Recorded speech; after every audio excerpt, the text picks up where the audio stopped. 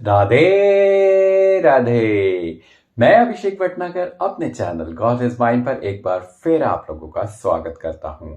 आज से हम श्रीमद् भागवत के 5वें स्कंद को सुनने जा रहे हैं। तो यदि अभी तक किसी ने भी सारे श्रीमद् भागवत के चारों स्कंदों को, चारों अध्यायों को नहीं सुना है तो आप जरूर सुन लें, क्योंकि उसमें बहुत सारी ऐसी बातें, बहुत सारे रहस्य हमने उसमें ऐसे बताए हैं जो कि आपके लिए और आपके जीवन को सुधारने के लिए बहुत ही आवश्यक है। आज से हम 5वें स्कंद को आरंभ करेंगे, जिसमें हम आपको बताएंगे राजा प्रियव्रत, जड़ भरत तथा सातों द्वीपों, 9 खंडों, 14 भुवन और सब नरकों का हाल। अब ये सातों द्वीप कौन कौन से होते हैं, यह जानना बहुत आश्चर्यजनक रहेगा, क्योंकि यह तो हम जानते हैं कि नॉर्थ अमेरिका क्या है, यूरोप क्या है, एशिया क्या है, ऑस्ट्रेलिया क्या है, परंतु ये सातों द्वीप बने कैसे, वो भी पाश्चात्य युग में, उसके बारे में जानना तो एक बहुत रोचक कथा होगी। तो ये सब जानने के लिए फिर आपको जुड़े रहना होगा हमारे साथ, और जरूर हमारे चैनल को सब्सक्राइब कर दें ताकि आपको रोजाना एक नया ज्ञान प्राप्त होता रहे। चलिए अब ज्यादा देर नहीं लगाते और करते हैं आज के दिन की शुरुआत। शेष नारदा शेष सारदा विनय करी, गोविंद पद शिरधार, यह पंचम स्कंद की कथा कहो विस्तार। चढ़े गजराज चतुरंगनी, समाज संजीती, क्षितिपाल सुरपाल सो सजत है। विद्या अपार पढ़ी तीरथ अनेक, करिया के और दान बहुभांति सो करत हैं। 3 काल में नहाए इंद्रियों को वश लाए, करिवन वास विषय वासना तजत है। योग और यज्ञ तप जप को अनेक, कर बिन भगवंत भक्ति भवना तरत हैं। पहला अध्याय, परीक्षित का सुखदेव जी से राजा प्रियव्रत का हाल पूछना। राजा परीक्षित ने इतनी कथा सुनकर सुखदेव जी से विनय किया, महाराज, आपने तीसरे स्कंद में कहा है कि स्वयंभू मनु के पुत्र प्रियव्रत ने नारद जी के उपदेश से बालपन में ही विरक्त होकर वन में जाकर परमेश्वर का तप किया था। फिर गृहस्थ होकर राज्य भोगने के उपरांत तप करके मुक्त पदवी पाया। हे ब्रह्ममूर्ति, ज्ञान प्राप्त होने पर फिर क्यों गृहस्थी में फंसा? जब तक मनुष्य संसारी माया में फंसा रहकर स्त्री, पुत्र व धन को अपना जानता है, तब तक वह ज्ञानी नहीं हुआ, और ज्ञान प्राप्त होने से जिसकी संसारी माया छूट जाती है, वह फिर जानबूझकर क्यों माया जाल में फंसेगा? यह मेरा संदेह छुड़ा दीजिए। सुखदेव जी हरि चरणों का ध्यान करके बोले, हे राजन, तुमने बहुत अच्छी बात पूछी है।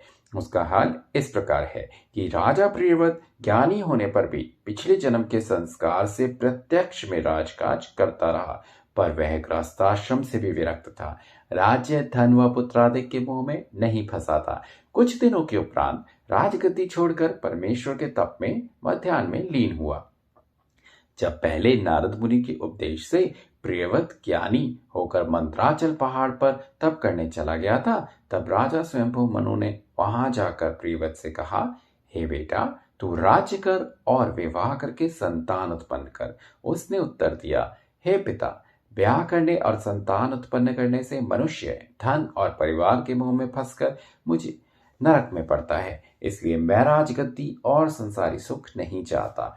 मुझे परमेश्वर का स्मरण व ध्यान करना अच्छा मालूम होता है। जब प्रियव्रत ने स्वयंभू मनु का कहना नहीं माना, तब वह उदास हो गए। उसी समय ब्रह्मा जी सनकादिक ऋषिवरों और देवताओं को साथ लिए हंस पर चढ़कर वहां आए। जब स्वयंभू मनु व प्रियव्रत ने उन्हें दंडवत करके आदर पूर्वक बैठाया, तब ब्रह्मा जी ने कहा, हे प्रियव्रत, तू ब्याह करना और राजगद्दी पर बैठना क्यों अंगीकार नहीं करता? नारायण जी की आज्ञा है कि क्षत्रिय लोग राज्य करें, सो तुझे उनकी आज्ञा मानकर संसारी जीवों को बढ़ाना चाहिए।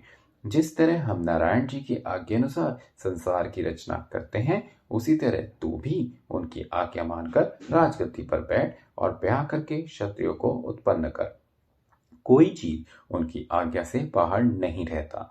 जो कुछ जिसके भाग्य में लिखा है वही होगा। श्याम सुंदर ने जिसे जो काम सौंपा है, उसके सिवा वह दूसरा काम नहीं कर सकता।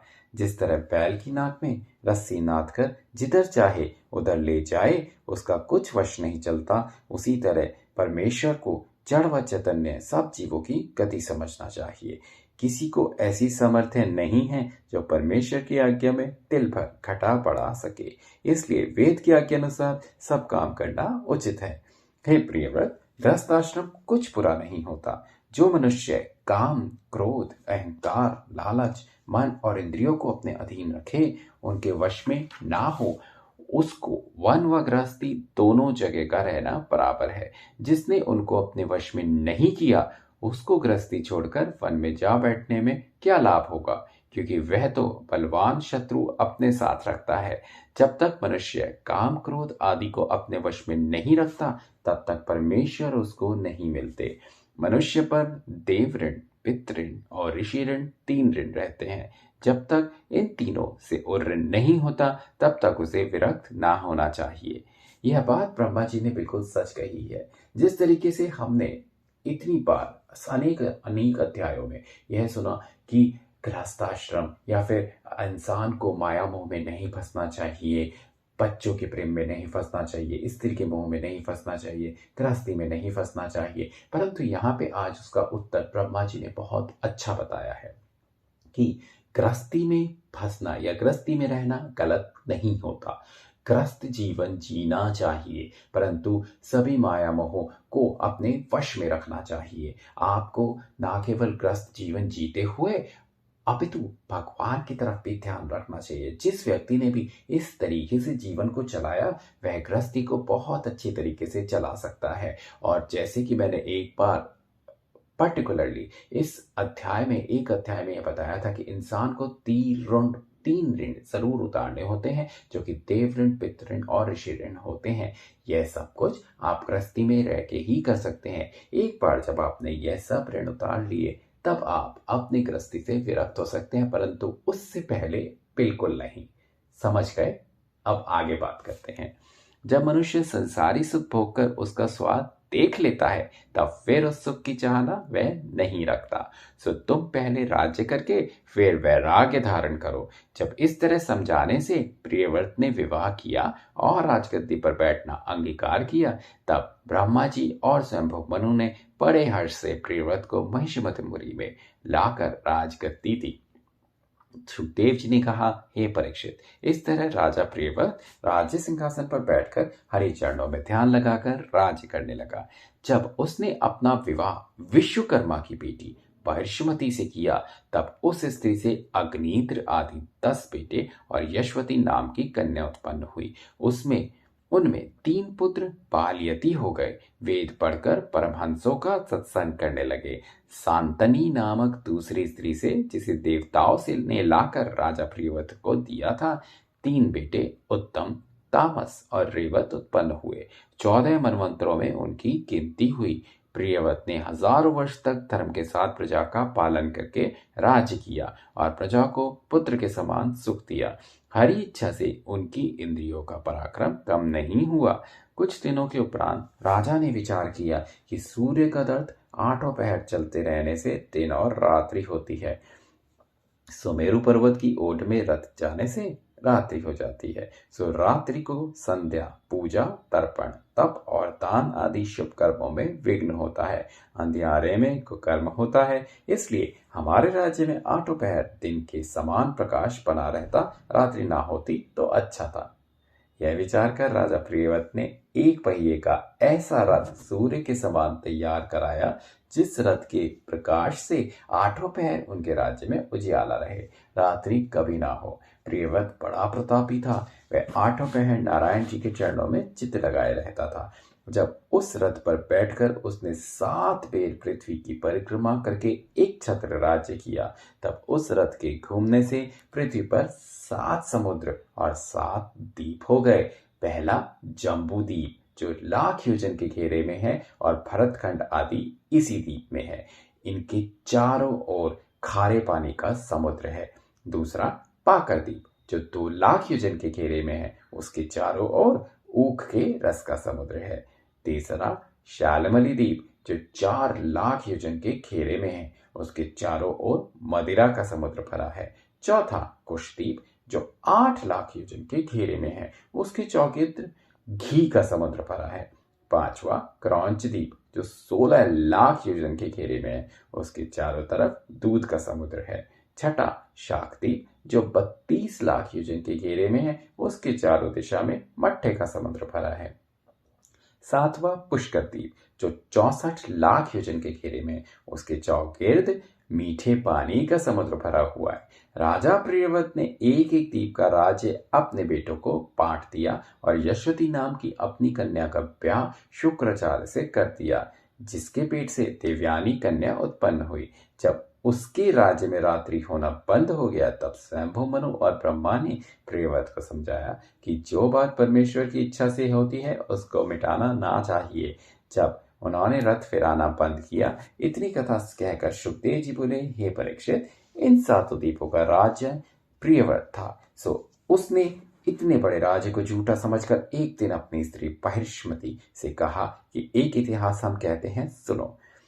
एक अज्ञानी दरिद्री बालक अपने घर से निकलकर किसी ऋषिवर के स्थान पर गया। उस ऋषिवर ने दया करके उस बालक को ऐसी विद्या पढ़ाई कि उसे दिव्य दृष्टि हो गई। वह पृथ्वी का गड़ा हुआ धन और 100 कोस की चीज देखने लगा। कुछ दिनों के उपरांत उस बालक के माता पिता ढूंढते हुए वहां पहुंचे। जब वे उसे पकड़कर घर ले जाने लगे, तब उसने समझा कि घर जाने से मेरा यह गुण भूल जाएगा, इसलिए वह अपने घर नहीं जाता था।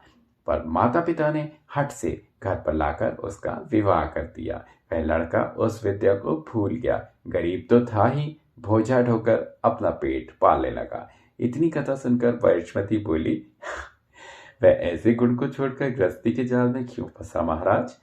प्रियव्रत ने कहा, वही हाल तो हमारा भी है। नारद मुनि का बताया हुआ ज्ञान छोड़कर हम संसारी जाल में फंसे हैं। यह वचन सुनते ही बहिष्मति बोली कि महाराज, अब विरक्त होना चाहिए। प्रियव्रत ने स्त्री की यह बात सुनकर राज्य बेटों को दे दिया और स्त्री समेत वन में जाकर हरि भजन करके मुक्त हुआ।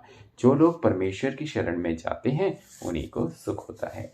तो इसी तरह समाप्त होता है हमारा पहला अध्याय 5वें स्कंद का। तो आज हमने क्या जाना? आज हमने ये जाना कि गृहस्थ जीवन बिताना बहुत ज़रूरी होता है, क्योंकि गृहस्थ जीवन में रहते हुए ही आप अपने सारे दायित्व पूरे कर सकते हैं। और दायित्व पूरे करने के लिए कौन कौन से वो दायित्व होते हैं, वो जो सारे ऋण होते हैं, उन्हें पूरे करने के बाद ही हम आगे के जीवन में बढ़ सकते हैं। और याद रखिएगा, गृहस्थ जीवन में रहते रहते हमें मोह माया में नहीं फंसना होता। मोह माया का मतलब है सारे काम तो आप ज़रूर करते रहें, परंतु भगवत भजन ज़रूर करना चाहिए, क्योंकि भगवत भजन और भगवत ज्ञान करने से ही हमको ज़िंदगी जीने के सरल मार्ग पता चलते हैं। और वो सरल मार्ग जानने के लिए तो ये बहुत ज़रूरी है कि हम श्रीमद् भागवत को ज़रूर सुने। तो आज हम करते हैं आज के दिन की शुरुआत फिर वही एक बार राधे राधे के नाम के साथ। राधे राधे। मैं अभिषेक भटनागर अपने चैनल गॉड इज माइंड पर एक बार फिर आप लोगों का स्वागत करता हूं। आज से हम श्रीमद् भागवत के 5वें स्कंद को सुनने जा रहे हैं। तो यदि अभी तक किसी ने भी सारे श्रीमद् भागवत के चारों स्कंदों को, चारों अध्यायों को नहीं सुना है, तो आप जरूर सुन लें, क्योंकि उसमें बहुत सारी ऐसी बातें, बहुत सारे रहस्य हमने उसमें ऐसे बताए हैं जो कि आपके लिए और आपके जीवन को सुधारने के लिए बहुत ही आवश्यक है। आज से हम 5वें स्कंद को आरंभ करेंगे, जिसमें हम आपको बताएंगे राजा प्रियव्रत, जड़ भरत तथा 7 द्वीपों, 9 खंडों, 14 भुवन और सब नरकों का हाल। अब ये 7 द्वीप कौन कौन से होते हैं, यह जानना बहुत आश्चर्यजनक रहेगा, क्योंकि यह तो हम जानते हैं कि नॉर्थ अमेरिका क्या है, यूरोप क्या है, एशिया क्या है, ऑस्ट्रेलिया क्या है, परंतु ये 7 द्वीप बने कैसे, वो भी पाश्चात्य युग में, उसके बारे में जानना तो एक बहुत रोचक कथा होगी। तो ये सब जानने के लिए फिर आपको जुड़े रहना होगा